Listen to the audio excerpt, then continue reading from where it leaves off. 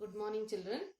So we shall move on to the next part. That is already the first part we have seen. Writing the formulas we have seen with a few examples also we have practiced. Now the rules for writing the naming of the coordination compound. So if at all a formula is given, how to write the name for that particular complex, that for that what are the rules are there. So that we are going to study now. So the first one is order of naming ions. So already the name of the ions, it remains the same. First it is cationic part followed by anionic part. If it may be a counter ion is a cation. So first counter ion we are going to name, then it is followed by the anionic complex part we are going to write.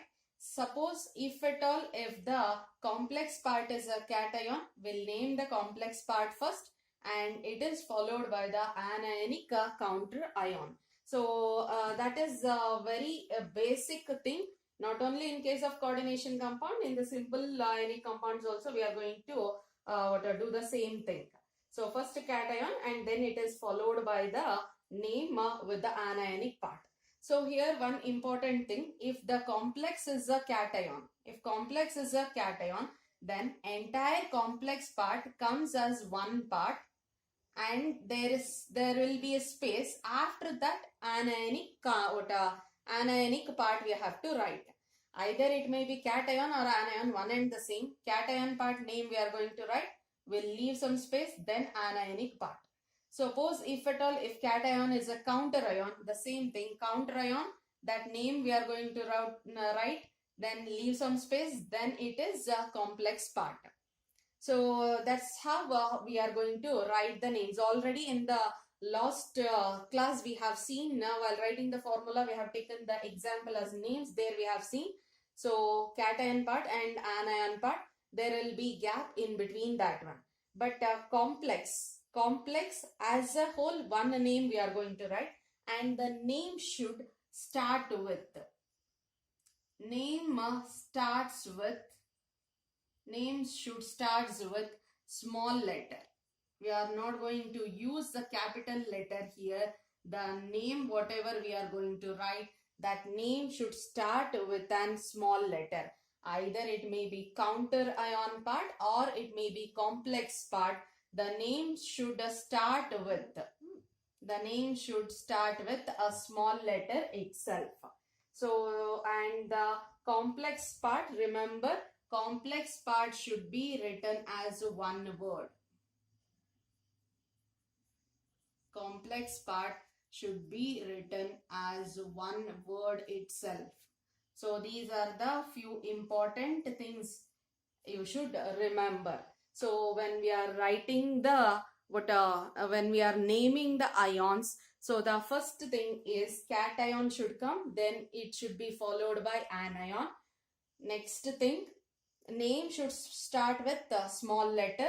After that, complex part when we are writing, either it may be a cationic part or it may be anionic part. The complex part or the coordination entity, whatever is there, so that should come as one word itself.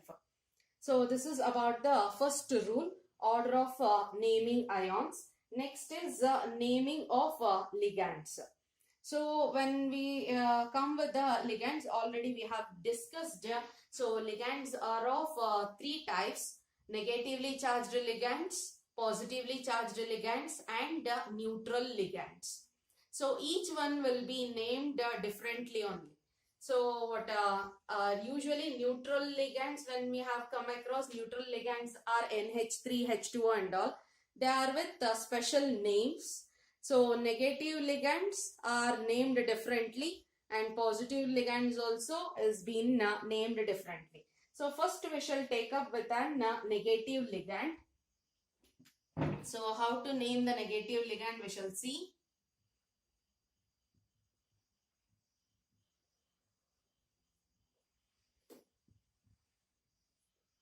So in the negative ligand, very important point we should remember is name should end with O. The name of the ligand should end with O. Suppose we have chloride ion, that is Cl minus as the ligand if it is there. In complex, the name we cannot use as chloride. We are going to write that one as chlorido. That is, E is being replaced by O or a negative ligand. It is negatively charged. The name should end with O. That is one of the very, very important thing. We shall go ahead with a few examples and we shall see. So how the names will be changing also we shall see. So if at all, if it is anionic ligands, that is nothing but if it is an negative ligands, usually the names will be ending with IDE, ITE, or it is ATE. So already we have seen chloride it is. So sulfite, nitrate, all these things will come. So we have few examples. We shall take that one and we shall see.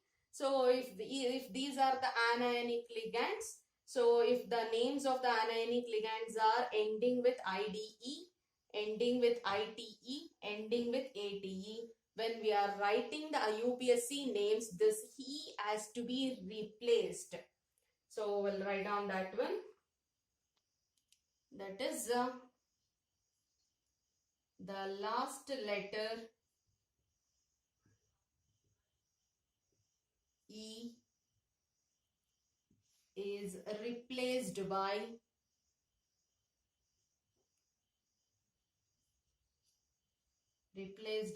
O. That is what the rule is. So if at all, if it is replaced by O, then how the name changes? The name changes as IDO, ITO, or ATO. Nitrato, sulfito, it is chlorido. Like that it is going to change. So these are the common names.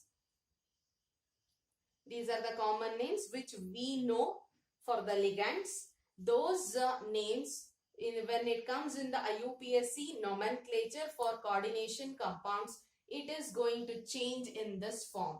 So remember this one. This is very, very important. So the names will be changing as IDO, ITO, or ATO. So we have few examples. We'll take up those examples.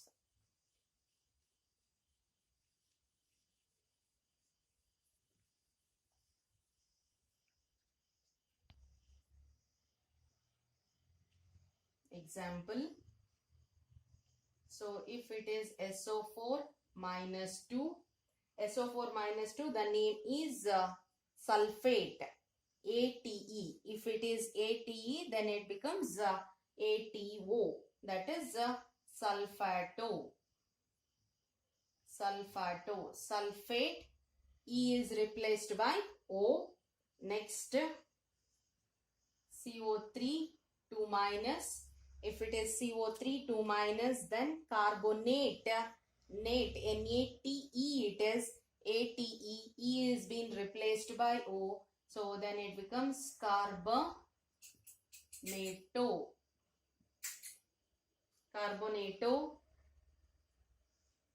Next, C2O4 minus 2, oxalate, ATE. It has been replaced by O, oxalato. All these things you should copy in your notes. NH2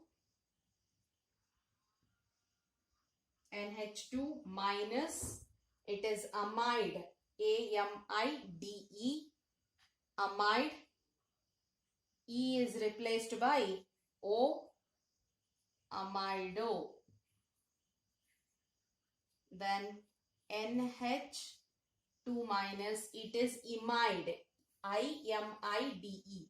So the name of this one, it is, I think you might not have heard, imide.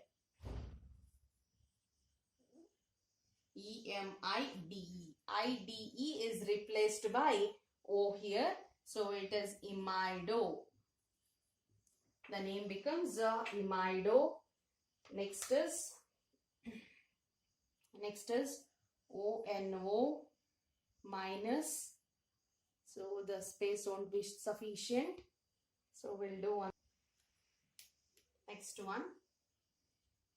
O-N-O minus. It is nothing but it is NO2 minus. It is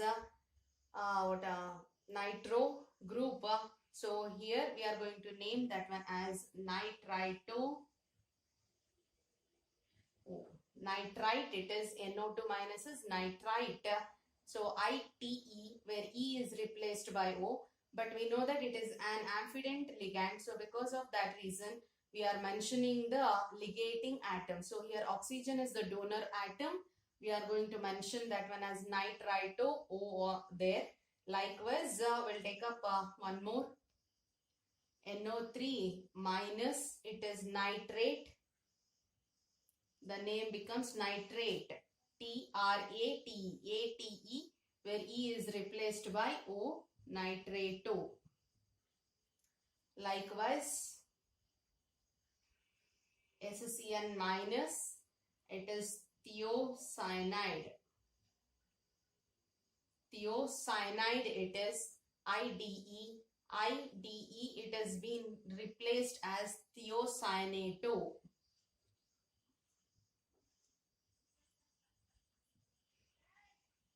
Thiocyanato, and it is NCS minus, it is iso thiocyanato.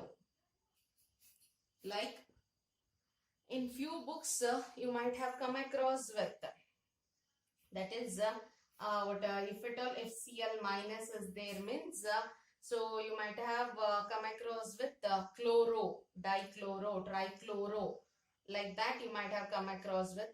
But right from 2004 onwards, IUPAC had recommended the name of this one should be written as chlorido. Chloride it was, it is chloride, R-I-D-E it was. We used to write earlier as chloro, but now it is being changed as I-D-E is changed as I-D-O. E is being replaced by O. So that is, it is not only for chlorine, it is same for bromine, iodine and fluorine also. Bromido, iodido and fluorido. So this is about few negative charged ligands or few negative ligands where the name is going to change and it is going to end with O itself. You can make out. So the names are being ended with O itself. So this is about this is about the negative ligands. Next we'll move on to the neutral ligands. So in case of neutral ligands, the names are not going to, there is no specific ending names and all, but special names are there. For few ligands there are some special names. So that is second one, neutral ligands.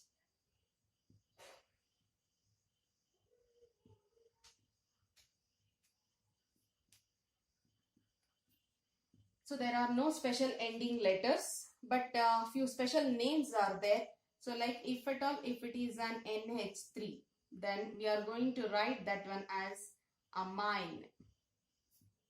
If it is H2O, then we are going to write that one as aqua. Like that, we have few special names. We are going to use that one only for our IUPAC nomenclature. Likewise, we have the next type, and the next type is positive ligand. So in the last class I mentioned I'll be giving you the positive ligands also. So here are few positive ligands, and the name of this one should end with, the name should ends with IUM. So in a coordination compound, if positive ligand is there means its name should end with IUM.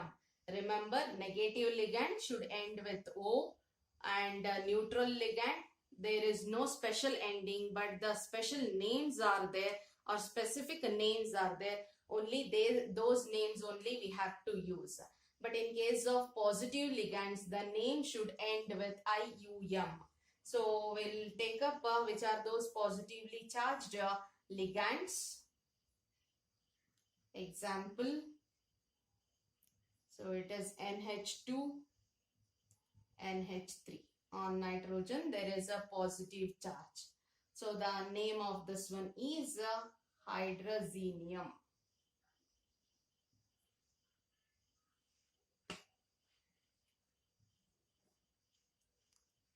Hydrazinium. So positively charged ligand, the name of this one is hydrazinium.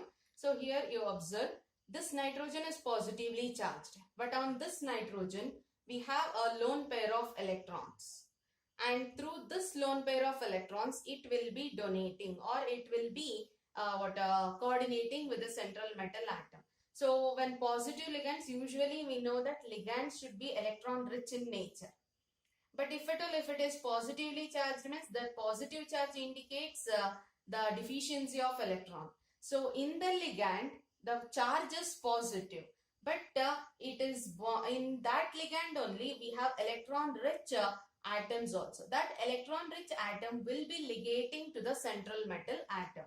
Even though on this nitrogen we have a positive charge, this nitrogen with a lone pair of electrons, it will be donating to the central metal atom, and it will be forming a coordinate bond. That's how positive ligands are also coordinating with the central metal atom. So this is one of the example. We have hardly 3 ligands such. So next one is NO plus. So NO plus, it is NO is nothing but nitrosyl.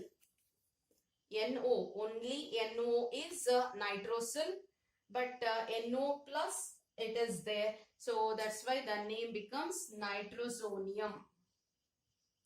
Nitrosonium. If it is only NO, the ligand name is nitrosyl. NO plus nitrosonium. So third one. So here also same thing. So the positive charge is on only the oxygen, only on the nitrogen atom. So oxygen will be ligating there. So next one, it is NO2 plus.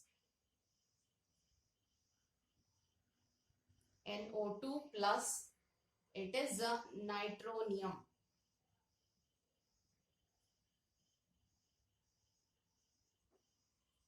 NO2 plus, the name of that one is nitronium. So we have positively charged ligands, and those positively charged ligands, the positive charge is there, but along with that positively charged atom in the ligand, we have electron rich centers also. So along with the electron rich centers, so it will be coordinating with the central, atom. It will be coordinating with the central metal atom or ion. That's how the positively charged ligands are ligating with the central metal. And very important, the name should end with IUM. So naming of ligands. So in the beginning we have studied negative ligands. So negative ligands where the name should end with O, and in the neutral ligands no special ending, but specific names has to be used. So example few, what example I have written, NH3 as amine, H2O as aqua. So like that some specific names we are going to use. In case of positive ligands, the name should end with IUM. So only 3 positive ligands are there. So these 3 positive ligands you should remember: hydrazinium, nitrosonium, nitronium. So remember, positive ligands none of the time we have come across in our theory paper, but it is important for competitive. You can expect such kind of ligands or such kind of complexes with positive ligands also.